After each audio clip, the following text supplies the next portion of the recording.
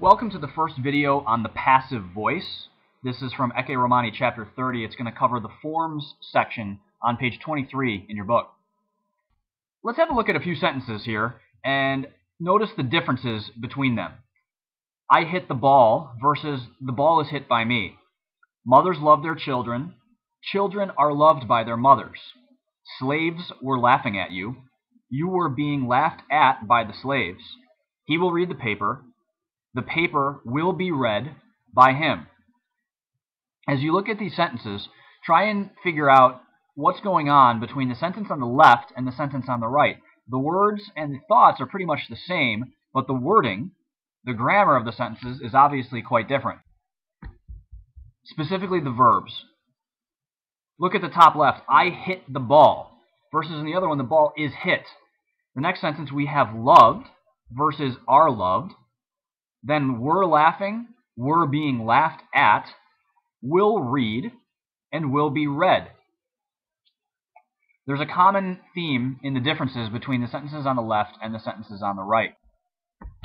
On those left-hand sentences, the subject of the sentence performs the action of the verb. The subjects are I, mothers, slaves, and he. What do? I hit. The mothers love, the slaves were laughing, and he will read.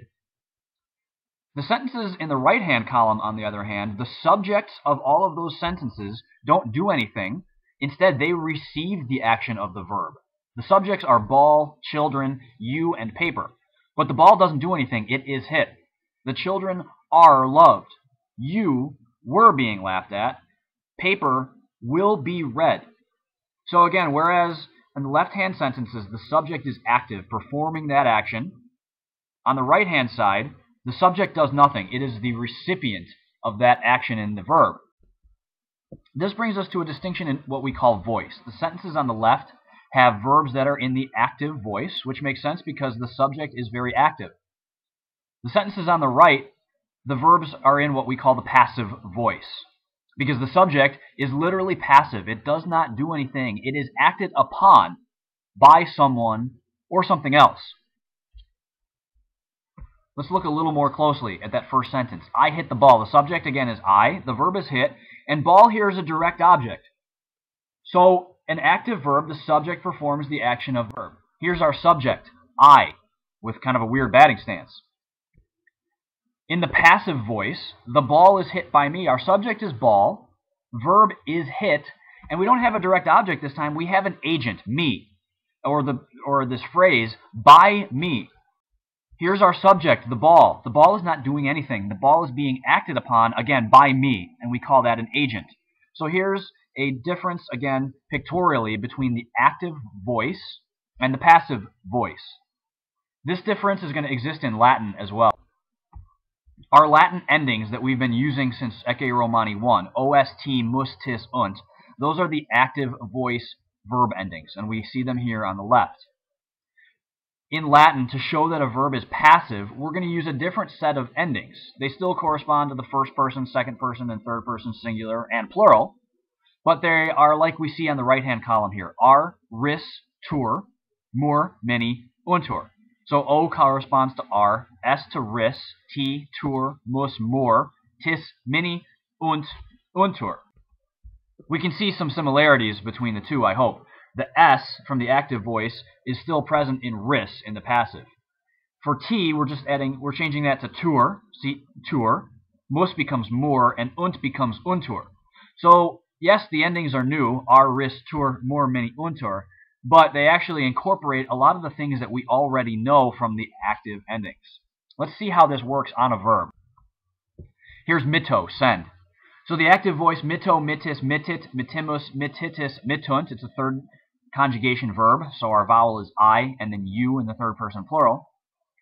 To make that passive, we get mittor, mitteris, mittitur, mittimur, mittimini, mittuntur. Notice in that second person singular, instead of mittiris with an I, the I drops to an E, because again, I is considered a weak vowel in the third conjugation. So if it's in front of an R, again, it changes to an E. The rest of the forms, it remains I or you. So how do we translate this? Mitto, as we know, is I send, mittis, you send, mittit, he sends, we send, y'all send, and they send. So to make those passive, the subject, I, you, we, y'all, and they, is the one or the person on whom the action is performed. So mittor means I am sent. This is still the present tense. Mitteris, you are sent. Mittitur, he is sent. Mittimur, we are sent. Mittimini, y'all are sent. And mittuntur, they are sent. So notice the difference. I send, I am sent. You send, you are sent. He sends, he is sent. We send, we are sent. Y'all send, y'all are sent. They send, they are sent. Obviously a difference in the English, and the difference in the Latin is those endings. Ost, mustis, und versus aristur, mur, mini, untur. The basic thing that you want to take away from this first video is to memorize these passive endings, which we're going to start seeing a lot in the text that we're translating. Ar, ris, tur, mur, mini, untur. These forms are on page 24 in your book, and you want to memorize them tonight before you go on to the second video. Thanks. We'll see you next time.